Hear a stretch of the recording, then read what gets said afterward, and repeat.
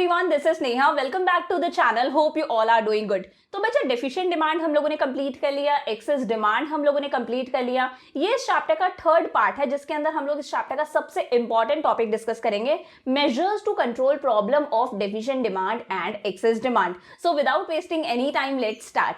अब देखो बच्चा, डेफिशिएंट डिमांड क्या था? जब एग्रीगेट डिमांड एग्रीगेट सप्लाई से कम होती है उस सिचुएशन को क्या कहा जाता है? Deficient demand.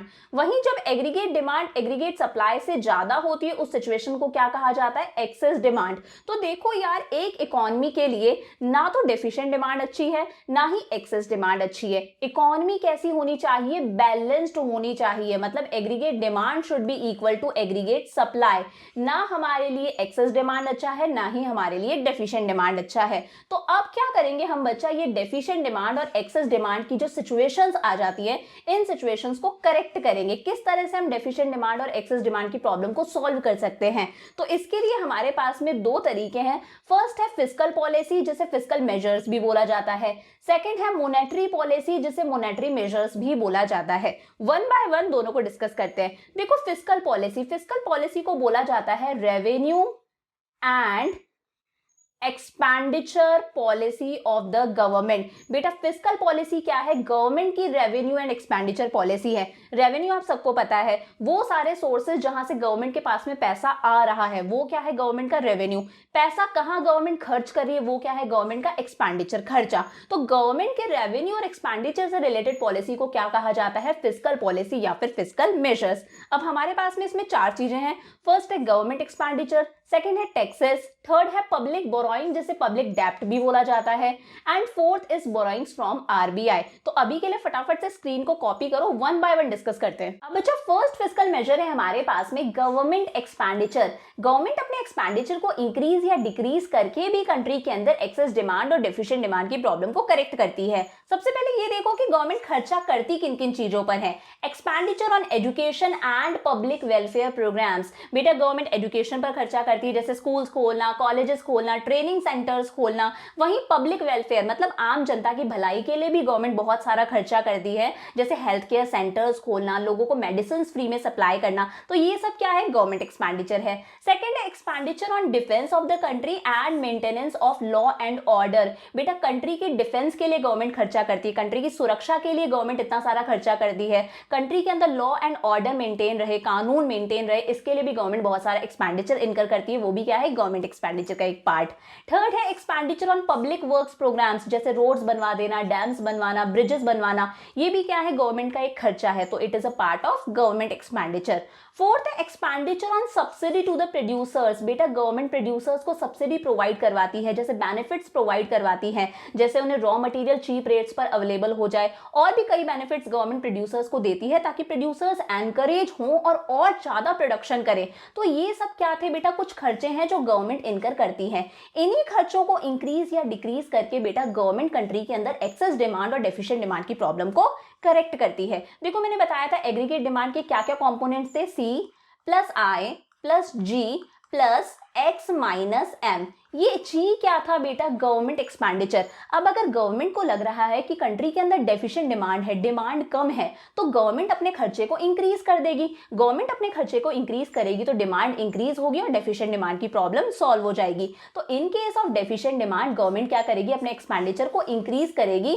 जैसे ही गवर्नमेंट एक्सपेंडिचर को इंक्रीज करेगी डिमांड बढ़ेगी और डेफिशिएंट डिमांड की प्रॉब्लम सॉल्व होगी। वहीं जब कंट्री के अंदर एक्सेस डिमांड है, बहुत ज्यादा डिमांड है, तो गवर्नमेंट देखेगी इतनी डिमांड है, गवर्नमेंट अपने खर्चे को क्या कर देगी? कम कर देगी। गवर्नमेंट डिक्रीजेस इट्स एक्सपेंडिचर और दोबारा से एक्सेस डिमांड की सिचुएशन सॉल्व हो जाएगी। अब बच्चा सेकंड फिस्कल मेजर है हमारे पास में टैक्सेस। बेटा टैक्स वो कंपलसरी पेमेंट है जो हम हाउस होल्ड सेक्टर और प्रोड्यूसर सेक्टर सरकार को देते हैं। It is a compulsory payment made to the government. वो कंपलसरी पेमेंट जो सरकार को की जा रही है by the household sector. बच्चा इसी टैक्स को इंक्रीज या डिक्रीज करके भी गवर्नमेंट कंट्री के अंदर डेफिशिएंट डिमांड और एक्सेस डिमांड की प्रॉब्लम को सॉल्व कर सकती है। एक एग्जांपल के थ्रू समझना, मैं कहती हूँ मेरी इनकम है 100 रुपीज, इस 100 रुपीज में से बच्चा मैं 20 रुपीज टैक्स के तौर पे गवर्नमेंट को देती हूँ, तो मेरे पास में कितने रुपीज बचते हैं? ये 80 रुपीज। ये 80 रुपीज क्या है? मेरी डिस्पोजेबल इनकम, वो इनकम जिससे मैं खर्चा करूंगी।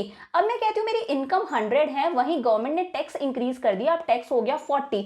अब तो बेटा मेरे पास में 60 रुपीज ही बचे, तो जब गवर्नमेंट को लग रहा है कंट्री के अंदर एक्सेस डिमांड है, लोग बहुत ज्यादा डिमांड कर रहे हैं, इस डिमांड को कैसे जैसे करके कम करना पड़ेगा, तो गवर्नमेंट इस टैक्स को इंक्रीज कर देगी। ये टैक्स मेरा 40 हो गया, अब मेरे पास में पैसा कम बचेगा और मैं डिमांड भी कम करूंगी।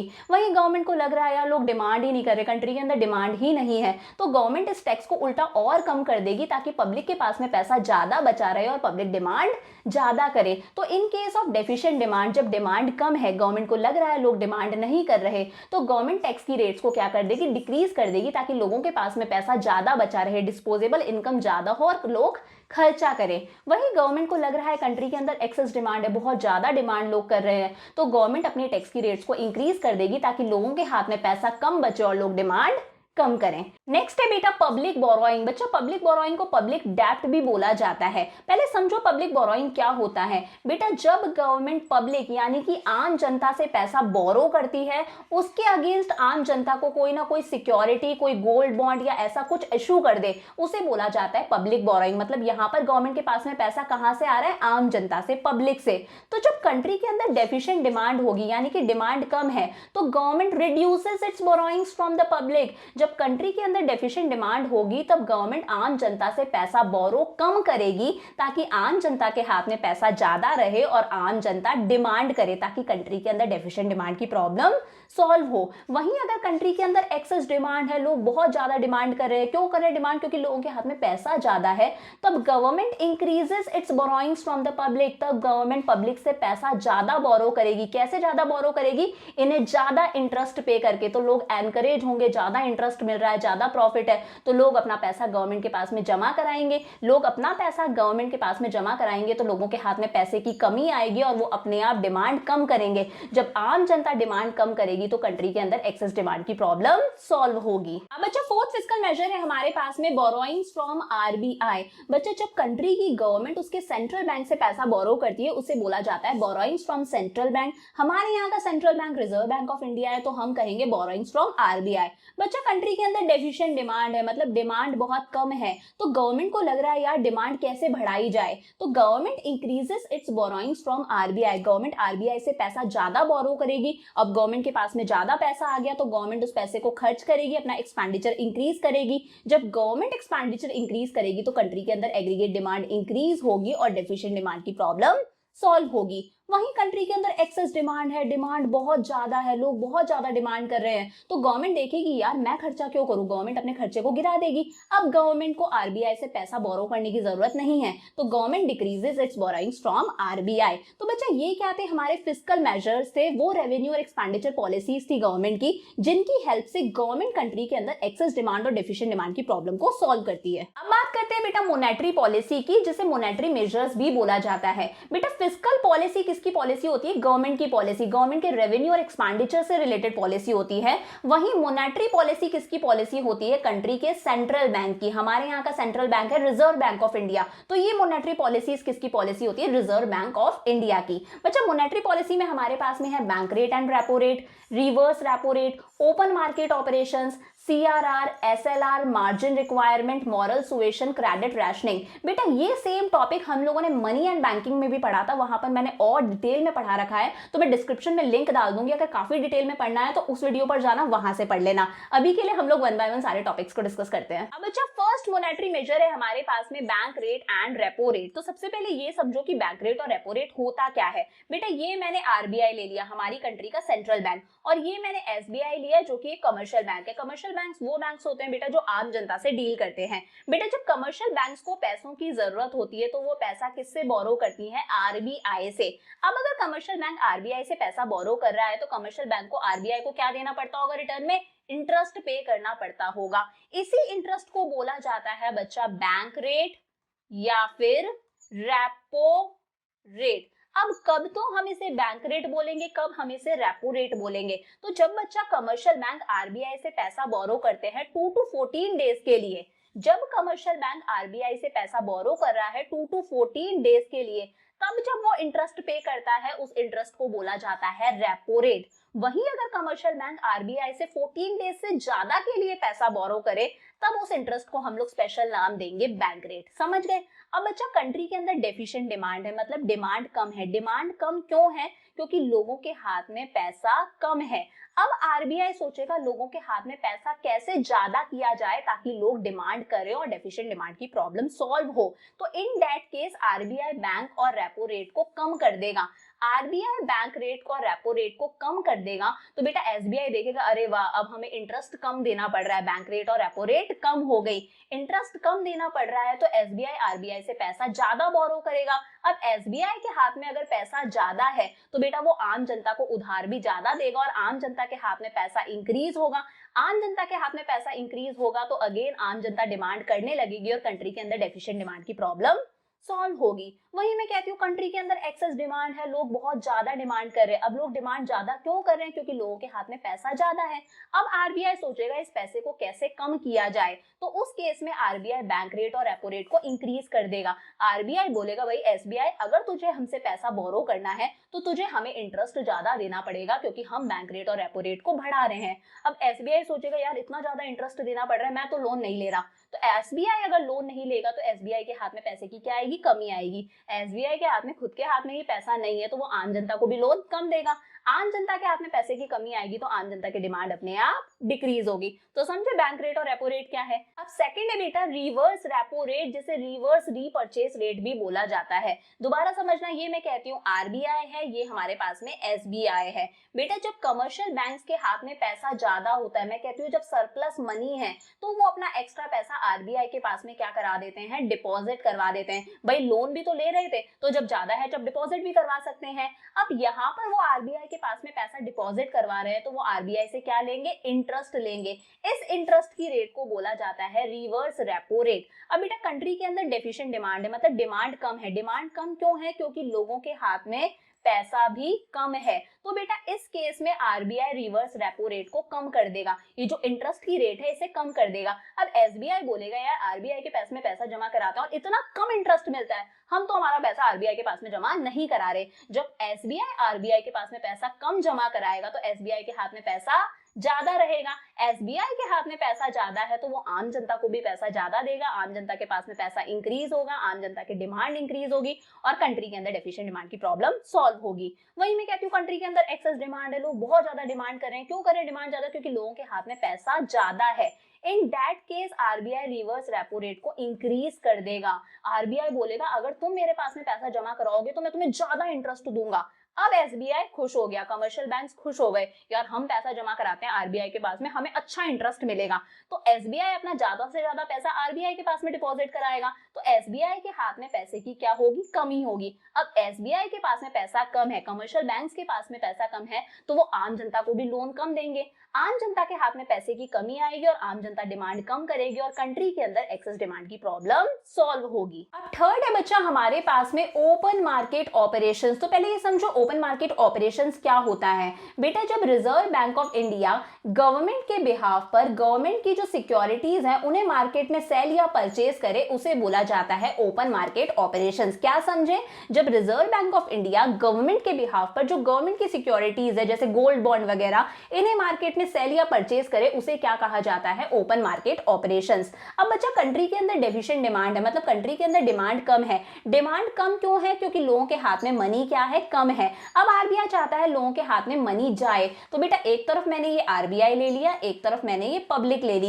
इन दैट केस आरबीआई क्या करेगी बेटा? पब्लिक से सिक्योरिटीज परचेज कर लेगी। जो ऑलरेडी जनरल पब्लिक ने कुछ गवर्नमेंट सिक्योरिटीज परचेज कर रखी थी, आरबीआई उन्हें दोबारा खुद परचेज कर लेगी और पब्लिक को क्या देगी? अब मनी देगी। अब बेटा पब्लिक के हाथ में पैसा आएगा, पब्लिक के हाथ में पैसा आएगा तो पब्लिक की डिमांड इंक्रीज होगी और कंट्री के अंदर डेफिशिएंट डिमांड की प्रॉब्लम सॉल्व होगी। वही मैं कहती हूँ एक्सेस डिमांड है, डिमांड बहुत ज्यादा है। डिमांड ज्यादा क्यों है? क्योंकि लोगों के हाथ में मनी ज्यादा है।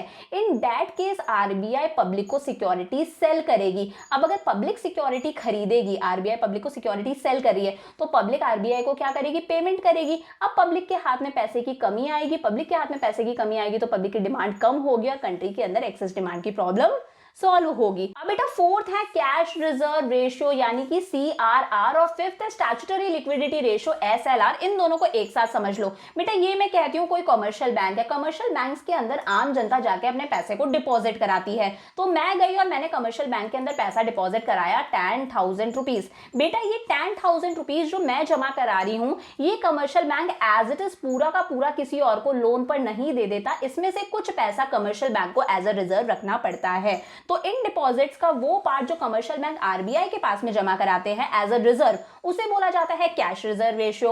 वहीं इन डिपॉजिट्स का वो अमाउंट जो कमर्शियल बैंक खुद के पास में एज अ रिजर्व रखते हैं उसे बोला जाता है स्टैट्यूटरी लिक्विडिटी रेशियो SLR। समझे? अब बेटा मैं कहती हूँ कंट्री के अंदर डेफिशिएंट डिमांड है, कंट्री के अंदर डिमांड कम है। डिमांड कम है क्यों है? क्योंकि लोगों के हाथ में मनी कम है। तो अब बेटा RBI चाहता है लोगों के हाथ में पैसा ज्यादा जाए। In that case deficient demand के केस में RBI CRR और SLR को डिक्रीज कर देगा। RBI बोलेगा भाई तुम मुझे भी कम दो और खुद अपने पास में भी एज अ रिजर्व कम रखो और आम जनता को लोन के तौर पर ज्यादा दो ताकि आम जनता के हाथ में पैसा ज्यादा जाए, आम जनता डिमांड करे और कंट्री के अंदर डेफिशिएंट डिमांड की प्रॉब्लम सॉल्व हो। वहीं जब कंट्री के अंदर एक्सेस डिमांड है, डिमांड बहुत ज्यादा है क्योंकि लोगों के हाथ में पैसा ज्यादा है, in that case RBI CRR और SLR को इंक्रीज कर देता है। बोलता है भाई तुम मुझे भी रिजर्व के तौर पर ज्यादा रखवाओ और अपने पास में भी रिजर्व के तौर पर ज्यादा रखो और आम जनता को लोन कम दो ताकि आम जनता के हाथ में पैसे की कमी हो। आम जनता के हाथ में पैसे की कमी होगी तो आम जनता डिमांड कम करेगी और कंट्री के अंदर एक्सेस डिमांड की प्रॉब्लम सॉल्व होगी। अब सिक्स्थ है बेटा मार्जिन रिक्वायरमेंट। बेटा मार्जिन रिक्वायरमेंट मतलब लोन लेने के लिए जो डाउन पेमेंट करनी पड़ती है उस डाउन पेमेंट को बोला जाता है मार्जिन रिक्वायरमेंट। मैं कहती हूँ कंट्री के अंदर डेफिशिएंट डिमांड है, डिमांड बहुत ही ज्यादा कम है। कम क्यों है? क्योंकि लोगों के हाथ में पैसा कम है। इन दैट केस RBI बोलेगा कि मार्जिन रिक्वायरमेंट को कम कर दो। जो लोन लेने के लिए लोगों को डाउन पेमेंट करनी पड़ रही है उस डाउन पेमेंट को कम कर दो ताकि लोग इजीली लोन ले सकें, लोगों के हाथ में पैसा आए और लोग डिमांड करें और कंट्री के अंदर डेफिशिएंट डिमांड की प्रॉब्लम सॉल्व हो। वहीं मैं कहती हूँ कंट्री के अंदर एक्सेस डिमांड है, लोग बहुत ज्यादा डिमांड कर रहे हैं क्योंकि लोगों के हाथ में मनी ज्यादा है। इन दैट केस RBI बोलेगा भाई मार्जिन रिक्वायरमेंट को मैं बढ़ा रहा हूं। अब अगर आपको लोन लेना पड़ेगा तो आपको डाउन पेमेंट ज्यादा करनी पड़ेगी। अब भाई ज्यादा डाउन पेमेंट करनी है तो जो आम जनता है, जो पब्लिक है वो डिस्करेज होगी, वो लोन लेने से कतराएगी। लोन लेने से कतराएगी मतलब आम जनता के हाथ में पैसे की कमी आएगी और आम जनता डिमांड कम करेगी और कंट्री के अंदर एक्सेस डिमांड की प्रॉब्लम सॉल्व होगी। अब बेटा सेवेंथ है हमारा मॉरल प्रेशर। बेटा जब कंट्री के अंदर डेफिशिएंट डिमांड है मतलब डिमांड कम है क्योंकि लोगों के हाथ में पैसा कम है, in that case RBI commercial banks को बोलेगा कि आप लोन देने में, लोगों को पैसा लेंड करने में लिबरल रहो, फ्री रहो, लोगों को इजीली लोन दो ताकि लोगों के हाथ में पैसा जाए और लोग डिमांड करें और कंट्री के अंदर डेफिशिएंट डिमांड की प्रॉब्लम सॉल्व हो। तो moral pressure is built on commercial banks. Commercial banks के ऊपर RBI मॉरल प्रेशर बढ़ाएगा कि आप लोगों को इजीली पैसा लेंड करो, लोगों को इजीली पैसा लोन पर दो ताकि कंट्री के अंदर डेफिशिएंट डिमांड की प्रॉब्लम सॉल्व हो। वहीं जब कंट्री के अंदर एक्सेस डिमांड है, बहुत ज्यादा डिमांड है क्योंकि लोगों के हाथ में मनी ज्यादा है, तब moral pressure is built on commercial bank. तब RBI कमर्शियल बैंक्स पर प्रेशर बनाएगा कि लोन देने में स्ट्रिक्ट हो जाओ, इजीली लोन मत दो ताकि आम जनता के हाथ में पैसे की कमी आए और आम जनता डिमांड कम करे और कंट्री के अंदर एक्सेस डिमांड की प्रॉब्लम सॉल्व हो। अब लास्ट है बेटा हमारे पास में क्रेडिट राशनिंग। क्रेडिट राशनिंग क्या होता है बेटा? जब RBI कंट्री के अलग अलग सेक्टर्स के लिए कोटा फिक्स कर देती है, लिमिट फिक्स कर देती है कि भाई एग्रीकल्चरल सेक्टर को आपको 1 करोड़ तक का ही लोन देना है, इससे ज्यादा नहीं देना। इंडस्ट्रियल सेक्टर को आपको मैक्सिमम 3 करोड़ का ही लोन देना है, इससे ज्यादा नहीं देना। इसे क्या कहते हैं? Credit rationing. जब कंट्री के अंदर डेफिशिएंट डिमांड है तब RBI इस तरह की जो लिमिटेशंस होती है वो नहीं लगाती। अगर ऑलरेडी इस तरह की लिमिटेशंस लगा रखी है तो उन्हें हटा देती है, विड्रॉ कर लेती है कि भाई आप फ्रीली लोन दो ताकि लोगों के हाथ में पैसा जाए, लोग डिमांड करें और डेफिशिएंट डिमांड की प्रॉब्लम सॉल्व हो। वहीं जब कंट्री के अंदर एक्सेस डिमांड है तब RBI इस तरह की लिमिट्स लगा देती है कि भाई एग्रीकल्चर सेक्टर को इतने का ही लोन देना, इंडस्ट्रियल सेक्टर को इतने का ही लोन देना, इससे ज्यादा नहीं देना, ताकि लोगों के हाथ में पैसे की कमी रहे। लोगों के हाथ में पैसे की कमी रहेगी तो लोग डिमांड कम करेंगे और कंट्री के अंदर एक्सेस डिमांड की प्रॉब्लम सॉल्व होगी। तो इस केस में क्रेडिट राशनिंग इज इंट्रोड्यूस्ड। और इसी के साथ में बच्चा हम लोगों ने हमारी थर्ड यूनिट का third chapter problems of deficient demand आज कंप्लीट कर लिया। सो वीडियो अच्छा लगा तो वीडियो को लाइक करो, चैनल को सब्सक्राइब कर लो, साथ साथ में बेल आइकन को प्रेस कर लो ताकि जैसे ही वीडियोस आए आपके पास में इमीडिएटली नोटिफिकेशन आ जाए। So see you in the next video. Bye for now.